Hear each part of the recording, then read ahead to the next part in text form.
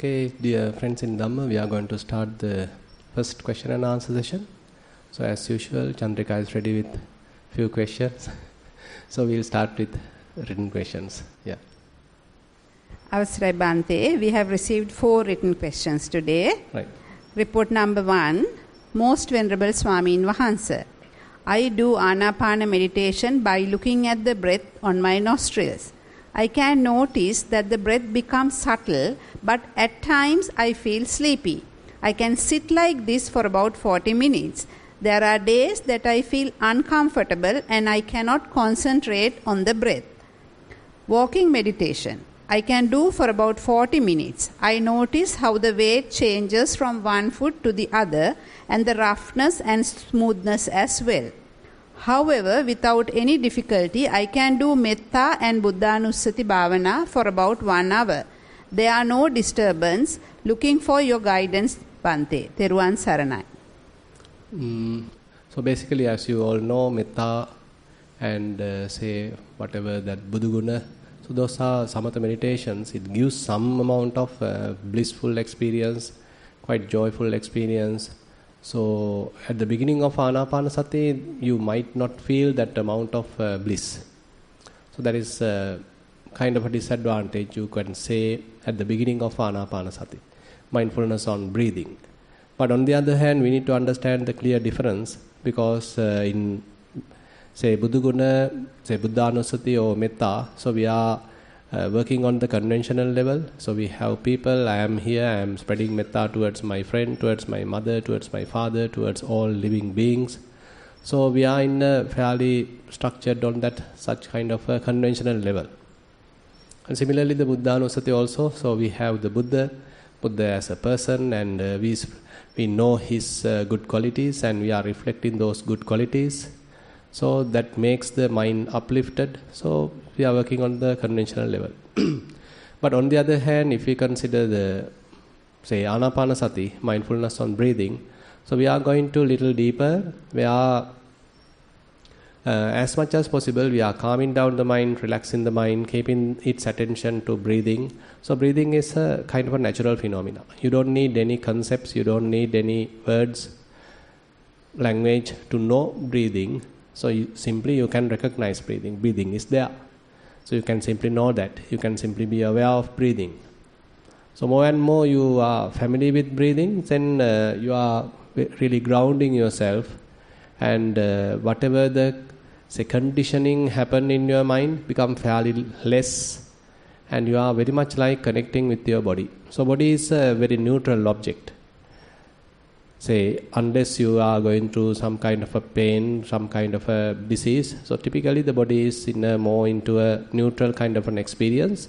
So more and more you associate the body, breathing as an example.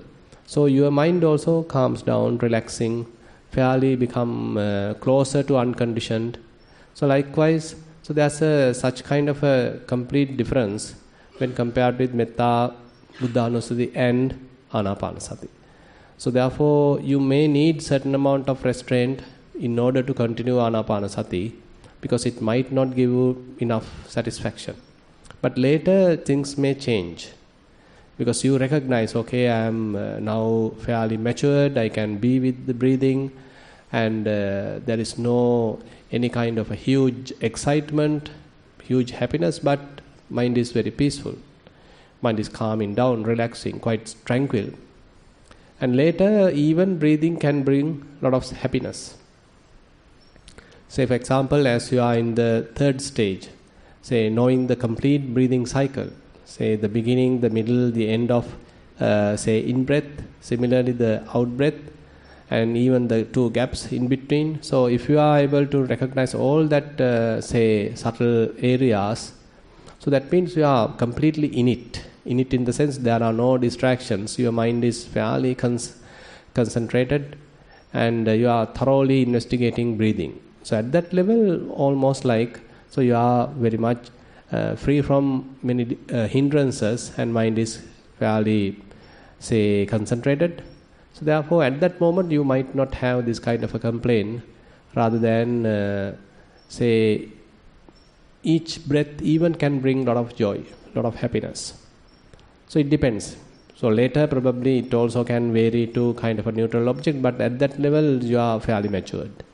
Say if you are going through these kind of cycles, say you experience very subtle breathing and say even body appears like very lighter and there are no pains and you feel quite comfortable, and breathing also gives a lot of happiness, a little bit of joy, and later that joy changes into fair amount of equanimity and mind settles, mind calms, relax, fairly peaceful, tranquil. So that means we are maturing to another level. So therefore that's a significant difference. So try your best to involve more with the Anapanasati, because that is taking us much deeper levels. On the other hand, this report doesn't tell much about the walking, so it is a must to do the walking meditation, because if you are practicing all these three, all are into sitting. But during the walking experience, that you are in a kind of a dynamic process, you are keeping your attention to each and every step. So that gives you another kind of skills, a set of skills. So that is essential. Otherwise, we may be lean onto one side of meditation without knowing a broader perspective. So therefore, please understand, now we are talking here about several skills. One thing is concentration, one thing is mindfulness, and then balancing the effort, and then actually the knowing what's really going on and developing the wisdom. So I haven't mentioned much about the wisdom also here, so maybe we can discuss later. So therefore, try your best to spend more time in Anapanasati or rising and falling, like that kind of a meditation object, which will take you to further levels.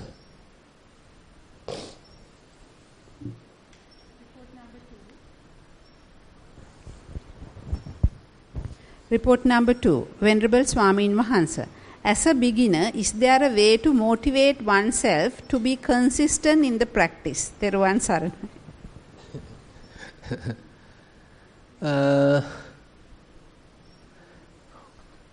Yeah, you have to find various ways. I can remember as when I tried as a layman, it's quite difficult, it's quite challenging. Because a lot of responsibilities were there. I was working, so during the day's routine, not much time. I also didn't know much about the maintenance of mindfulness during the daily activities, so I was trying my hard during the sitting, not much knowing about the walking. So I mean, it's difficult. But right now, if we are talking about the present day, say when we are instructing lay people, so I encourage daily activities. So how about maintaining some mindfulness on daily activities? So then you are actually maintaining your experience, developing if possible, and not that you are limited to sitting and walking. Say even while say drinking some water, you are developing mindfulness. Even while eating, you are developing mindfulness. While walking, you are developing mindfulness. While say brushing your teeth, you are developing mindfulness. Changing your clothes, still developing mindfulness. So likewise, a variety of activities are there. We typically ignorantly conduct. So we are not mindful about these very typical, very say trivial activities, because we take them for granted, and we do all that in an autopilot mode. So if we change that attitude and incorporate mindfulness to those say such kind of very trivial activities, very mundane, ordinary kind of activities, then we are going to another level. You will find, okay, this very ordinary experience are quite interesting. And I am completely aware of what's really going on, even on these ordinary experiences. So therefore, try your best to incorporate mindfulness to those ordinary experiences that we all are continuously doing in our day. So it's a bonus that if you have some time to meditate separately on a sitting and walking, that's try your best to find out an opportunity. But on the other hand, try your best to maintain mindfulness during the daily routine. So then, very much like you are we would say you may not go into a downfall. Rather, you are at least maintaining your level. But in the best case, you are improving.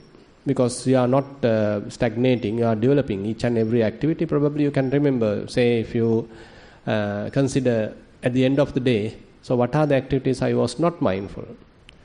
While I am talking, was I able to maintain mindfulness? Say I am writing, did I maintain mindfulness? While in front of the computer, did I maintain mindfulness? If I during a meeting, did I maintain mindfulness? So likewise, so I apply that to your daily activities. So assume that you are a working person, you have a lot of responsibilities, you have meetings and this and that. So how about incorporating mindfulness to those?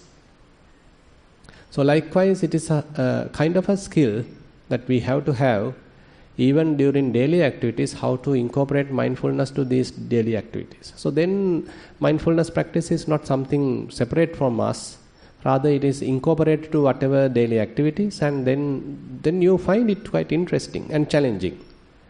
And you find, okay, certain activity, yes, I can do it mindfully, but another activity, no, I can't do it mindfully yet. So it's a matter of further improving yourself so that you are capable of doing even that activity mindfully. So then it's like a play, how to apply mindfulness onto different activities, what you are continuously involved with. So that will be quite interesting way of practicing, rather than thinking, okay, I have to, at this particular time I have to meditate, at this particular time I have to walk. So, and you are maintaining a schedule, good, not a bad thing, but not enough. That is not the only thing. But how about, say, while traveling, say maybe you are traveling a bus, or you are driving, or waiting for a vehicle. So different activities are there. We typically allow the mind to simply wander, not much care about it. So those are the areas may cause to downfall. But if we are mindful on those activities, so that those will be very useful. Because you know that typical exciting activities, some serious activities, we are paying fair attention. Say you are driving, so definitely you have to be mindful. Say you are taking some another serious kind of an activity, say you are crossing the road, fine, you have to be mindful. Otherwise, while you are doing, tapping to the phone and you do the crossing, could be the end of the day. But on the other hand, how about brushing teeth, changing your clothes, say urinating, defecating? Might not be mindful. You are planning various things because we take them as very simple activities, very ordinary activities. They are anyway happening. I don't need to pay attention. So mind has no objective. Mind has no any proper direction, assigned task. That is the time mind is getting to wandering stage. That default mode network is in effect when you are not given a particular task, an assigned task to the mind. So always we have to, that's why the primary objective is very important. So where you are giving a particular task to the mind, okay, this is what now you need to be careful. This is what is assigned task to you. Okay, careful, be with it. Then slowly, like a kid slowly getting trained, mind also start getting trained. So therefore, try your best to incorporate mindfulness to daily activities. I feel that is the turning point in your life. Report number 3. Theruvan Saranai Bante. Can you please explain how to meditate on Nama Rupa? I am a yogi who practice Anapanasati Bhavana for quite some time, but curious to know how to do Vipassana on Nama Rupa. Theruvan Saranai. So actually Nama Rupa has different connotations. Now typically there's a commentarial definition on Nama and Rupa. So Rupa is considered as the Rupa Khanda, the material aggregate, form aggregate. Nama is considered as the other four aggregates, feeling aggregate, perceptions aggregate, formations aggregate, and the consciousness aggregate. So this is a later definition given by the commentator. So I hope you are talking on this line. So on there, if you want to know thoroughly about the Rupa, the form aggregate, Kayanupassana is for you. And if you want to know the name, or rather the Nama Skandha, Vedana, Sanya, Sankhara, Vijnana. So then Vedanaupassana, Chittanupassana and Dhammanupassana is for you. Simple as that. So the 4 Satipatthanas are covering all 5 aggregates. But there's a deeper meaning in name and form given at the Sutta teachings. During the, the suttas. So there the name and form has a very completely different meaning, where consciousness and name and form are in a kind of a interrelationship. If you can remember the dependent origination, the Paticcasamuppada, Avijja Pacca Sankhara, Sankhara Pacca Vijnanam, Vijnana Pacca Namarupam, Namarupa Pacca Salayatanam. So Vijnana and Namarupa, so between them there's a specific relationship. Now, typically, we know that the passa pacca vedana, say contact causes feeling.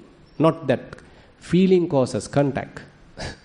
But with the name and form and consciousness, there's an interrelationship. Consciousness causes name and form, name and form causes consciousness as well. So there's an interrelationship explained in several suttas, like in the Mahanidana Sutta. So in the Digha Nikaya, Mahanidana Sutta is one very interesting, profound example where Buddha explaining the interrelationship between name and form and the consciousness. And Nalakalapa Sutta, another way, Venerable Sariputta explaining, like 2 bamboo reeds are, say, kept together, helping each other to, say, stay steady without falling. So you are maintaining like this. So if you lose one, then other also collapse. So they are having an interrelationship, name and form and consciousness. So this is a very interesting and very, say, a profound meaning there in the suttas level. But later, name and form, as I just mentioned, is given a different meaning to 5 aggregates.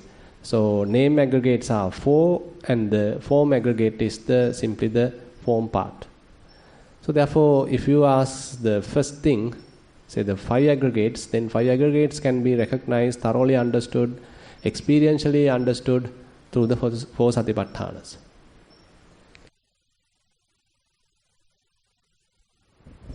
Report number 4. A general question outside meditation practices. Dear Bhante, Theruvan Saranai, I found a complex area which is related to delineation of a self in Mahanidana Sutta. I kindly request you to explain the following part of the discourse. Either not delineating a self possessed of form and finite, one does not delineate that my self is possessed of form and finite, or not delineating a self possessed form and infinite, or not delineating a self formless and finite, or not delineating a self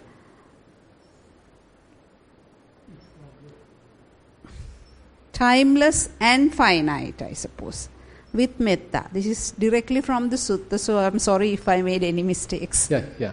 So these are the, that when we have a self view, if you refer Sabbasa Sutta, Majjhima Nikaya 2, second sutta. So there Buddha mentioned there could be 16 kind of perplexities, 16 kind of doubts that you arise when you have the personality view. It's not merely the Sakkaya, it is kind of, Atta view, the self view. So we think, okay, there is a person here. I am here. So how about my past? Did I exist in the past? Did I not exist in the past? Or what I was in the past? How I did exist in the past? From where I came to that in the past? And maybe about the future, am I going to exist in the future, or I'm going to exist in the future? Or what will be in the future?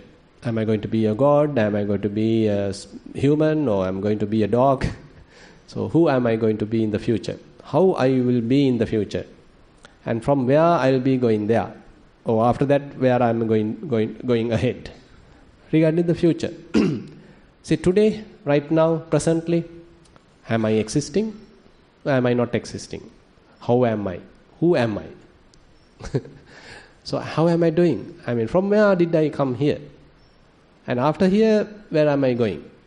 So what's the problem here on this kind of thinking? So everything based on acceptance, okay, there is a person. There is an individual. There is a self. So with respect to that self, did that self existed in the past or exist in the past? Or did that self existing right now, or did that self going to be existed in the future? So I am having the complete personality view. And Buddha says, so there are 16 such kind of perplexities, doubts in the mind. When you go with that kind of a reflection, wrong reflection, this is completely ayoniso manasikara. You need to read Sabbasava Sutta, the Dasana Pahatabba in that section. So Buddha explained, this is merely the ayoniso manasikara.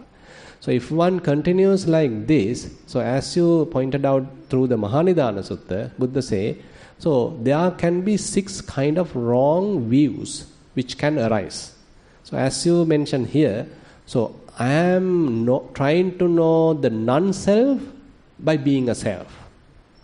I am maybe trying to know the non-self by being non-self. I am trying to be I am trying to know the self by being a self. I am trying to know a self being non-self. So likewise, different denominations are there. Completely very, very complex. Very, very complex. And ultimately Buddha say, okay, this is a thicket of views. A desert of views. So you will be completely tangled with views, wrong views. So the important aspect of the Vipassana practice is that more you thoroughly understand the dependent origination. So how things are happening, say form aggregate, how is it happening? Feeling aggregate, how is it happening? Say the perceptions, formations, consciousness, what are the causes, how they are happening, how they are interrelated. And there you will find out, okay, now even presently, there is no self, but aggregates are operating. They have their own causes and conditions, so aggregates are operating. They are also not, constant. They are also not permanent. They are quickly arising and passing away. And how about the past? Same. Past also, merely the 5 aggregates were existed, but they are also, momentary. In the future, if I am going to say, if I am talking about next hour or next day or after several years, still the same thing. So aggregates are, continuing, helping each other, contributing each other, supporting each other. Aggregates are quickly arising and passing away. There is no any existing self. There is nothing substantial in this process, but all the conditions are supporting in this here and there, and it is continuing till the causes are there, till avidya, the ignorance is there. Okay, the conditioning happens, the constructions happen, fabrications happen in the mind. So it helps the consciousness and name and form to get established, thoroughly get entangled. Then it causes the salayatana, the 6 sense bases to operate. Now it is in contact. Now it produces feelings. Feelings generate tanha, craving. Now it's going to the becoming, grasping. Now you are in a different state. You are born to a new state. So likewise, more you thoroughly understand the dependent origination, hidappaccheta, the parissamuppada, so you will understand, okay, no point of thinking as a self. So if I am thinking, okay, did I exist in the past? Oh, that's a merely thought. That's merely a thought based on a wrong view, ignorance. But did I exist in the past is a kind of a thought happening right now. But what is existed in the past is a mere, even right now, I feel like I am existing, but the aggregates are the ones operating. Say, just simply know about the form aggregate. Say, now we just had food, right? Some water.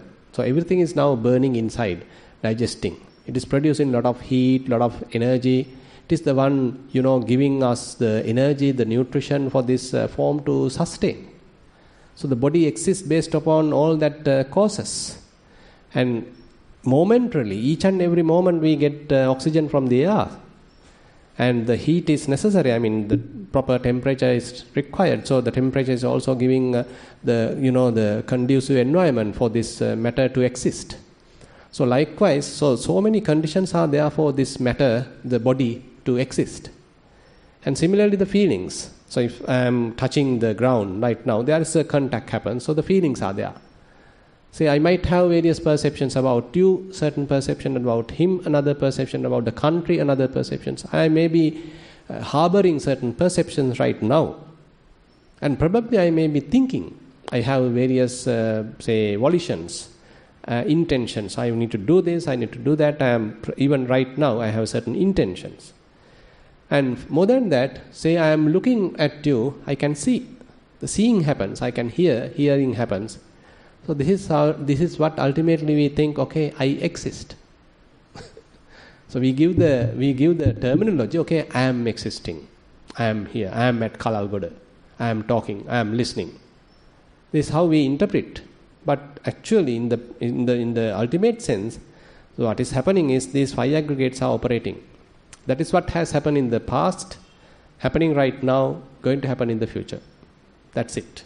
So therefore Buddha mentioned, say whenever someone even blame you, for example. So Buddha say, okay, if you can know, I understood. Just how 5 aggregates was existed in the past. I knew that under the Bodhi tree. That's all. So right now, so still existing is merely 5 aggregates. So the sounds are happening. Sounds are happening. Not blaming, the sounds are happening. So certain sounds are happening, they are coming and striking the eardrum and gives some vibration. But you may give an interpretation, he is blaming. But in real sense, these are the things happening. So we are being fooled by all these conventional things, and we give something is important, another thing is not important. Say for example, say nowadays we are building a Aswattha branch. For us now, a lot of trouble from the granite. You know, the Aswattha is with a lot of rocky land. So we have to put that, dynamite, and burst the whole thing so that we can prepare the halls. So the granite becomes a huge barrier. But how about if we find a gem? while we are, digging the this thing, maybe very good, right? We can build the whole monastery. So who is giving the importance? For us now, granite is not important, but a gem is very important. Who is the deciding factor? So we humans. We humans have given, okay, granite is very cheap. Okay, gem is very expensive. Just the market. So that is our human things. But say if we ask from a Rilava, a monkey, which one is more important? For you, okay, do you like the granite or do you like the gem? No sense at all. No sense at all. For him, it's the same. Isn't it? I mean, is he going to wear the gem like us? No. But for us, gem is very important. Gem is very, very expensive. But granite is not expensive. So these are all conventional, attributes, conventional values that we have attributed to so many things. So we are being tangled, trapped in all that. So more we go through the Vipassana, then we understand, okay, they are mere conventions. They are mere values that we have attributed. So it is I who say, okay, she is beautiful. But another person say, no, she is not beautiful. You are being ignorant.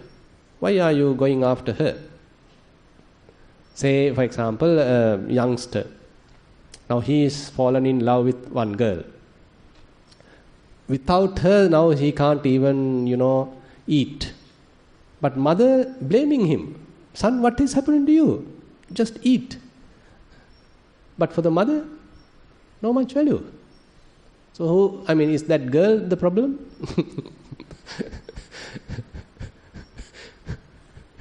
So we are the ones all, making things more troublesome, more, complex, and we are the ones ultimately suffering. But on the other hand, if we are able to totally little understand all these entanglements, what we do through the mind, so then we can disintegrate all that, we can unentangle the whole thing and live in a kind of a peaceful way. So therefore, Vipassana helps us to minimize proliferation, conceptual proliferation, and thinking, based on the self. If you start thinking, then you need to understand, again I am going to get tangled. Again the ignorant thoughts are going to happen.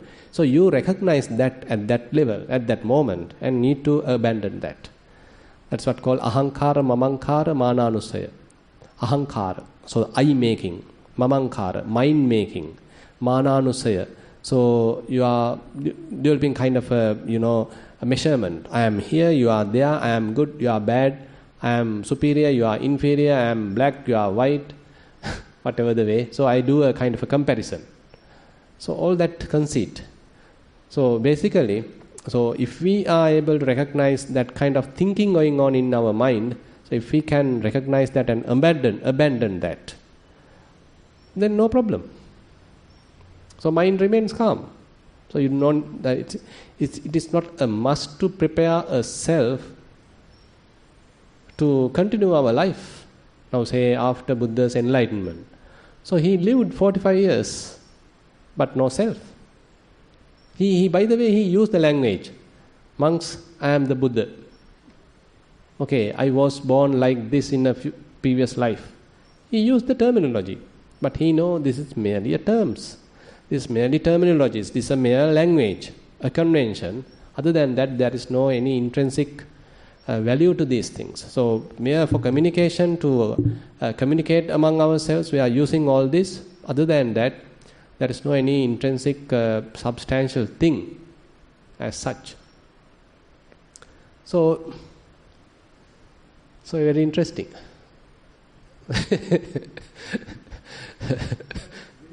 Very complex. Yeah, actually Mahanidana Sutta is a really interesting sutta, and again very profound, very difficult to sometimes understand certain areas. That's that particularly the passa, mano sampassa, what's that, patika sampassa and adivachana sampassa. So those are also explained in the Mahanidana Sutta, and this subtle interrelationship between consciousness and name and form, that is also explained in the Mahanidana Sutta. So all are, and again interesting thing is this whole sutta is explained at the Kuru, like Satipatthana.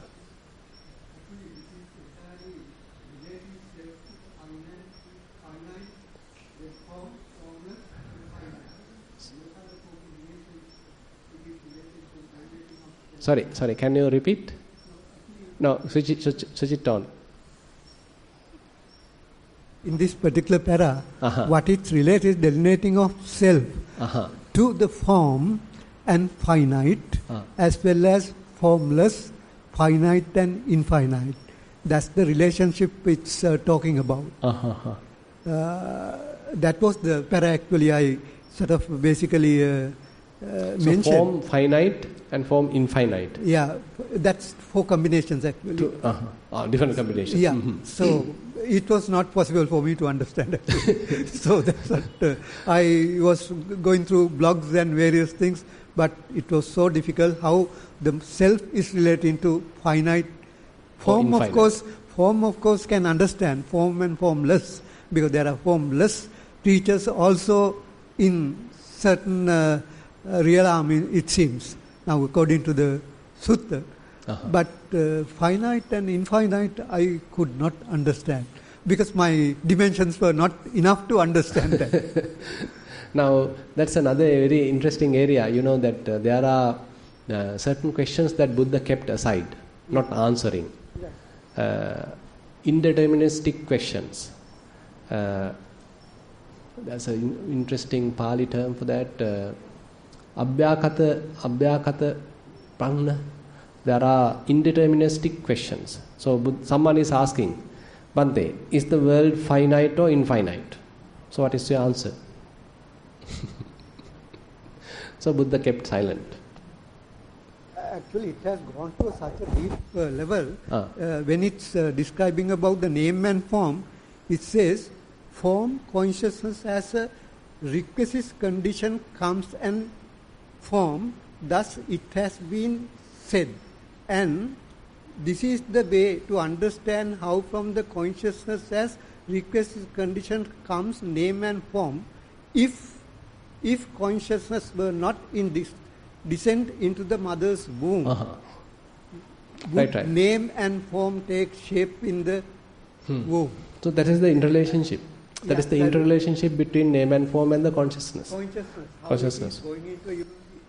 And finally, a person is born, so that it is coming from that particular chain. Correct. Right. So basically, Buddha wants to emphasize that they are having an interrelationship.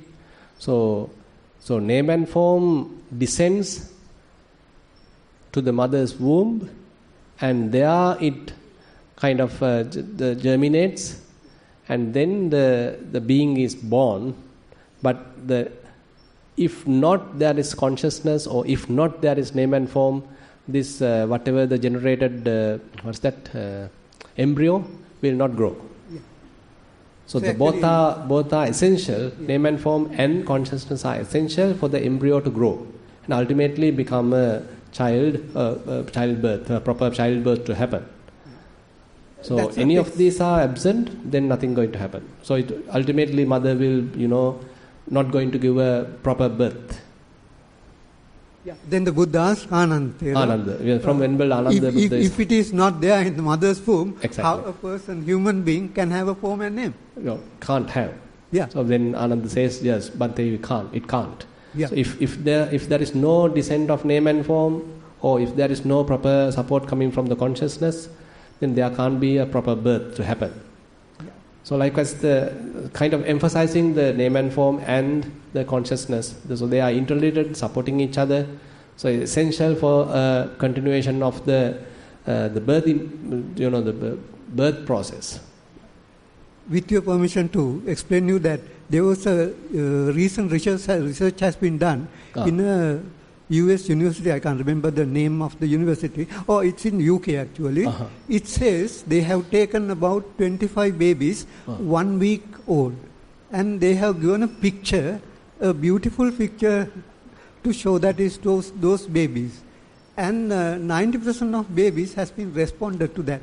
Mean to say that they can recognize beauty. Beauty. Yeah, they can recognize beauty, even 1 week old babies. Right. Mean to say that again, all this consciousness is coming from the mother's womb. No, actually, if you are getting to a wrong view, now telling, okay, there is a consciousness, it's continuing, it is coming from somewhere, so then we are going to a wrong view, thinking that there is an ongoing consciousness, permanent consciousness, a lasting consciousness. So that is another wrong interpretation. So consciousness is momentary. That is a momentary consciousnness, that for momentary consciousness there is a support, either coming from the name and form, or either coming from the other four aggregates. So everything is very momentary. Next moment also, it's coming some kind of a momentum coming from this present existence. Another momentum is coming to the next moment. Next moment also, there is a supporting other conditions so that the consciousness may reborn, or rather reborn, another consciousness is born. It also passes away immediately, but another moment. Conditions are there, supporting conditions are there, born, passed away, something like that. So this conditioned consciousness is always conditioned. So it either have to associate the form aggregate, either has to associate the feelings aggregate, either have to associate the perceptions aggregate, either has to associate the formations aggregate. So the conditioned consciousness requires some kind of a footing, some kind of a ground, causes for it to last, for it to exist. So that is another area actually we are moving forward, where Buddha is explaining about the unconditioned, or the unestablished consciousness. Anidassana vijnana, apatitita vijnana is a completely different area. So it's not here in the Mahanidana Sutta, but in the Kevadda Sutta. Kevadda Sutta in the Digha Nikaya. But even in the Mahanidana Sutta, it says 7 stations of consciousness. 7 stations. Yeah, 7 stations of consciousness. Can you what are they? I can't remember. 7 stations of consciousness. Talking about different realms, human beings, gods, and right. Other. Right. Different. What that called the existing levels, right? Correct. So, what are the places where the consciousness can establish, either in the form realm, or in the formless realm? So, likewise, different realms are there. So, in that means the consciousness itself is highly complex. Yeah, we can say so. But don't think too much. Yeah. Okay, so we have no more questions. All are in formless. All are drowsy, sleepy. Okay, if there is no questions, then we can wind up the session. I thought of little advancing today's Dhamma sermon about 3 p.m. Will that be okay? Because I need to go to the optician. I have broken my spectacle, so I need to find some support from them. So then we'll have the Dhamma sermon at 3 p.m. Okay, thank you very much.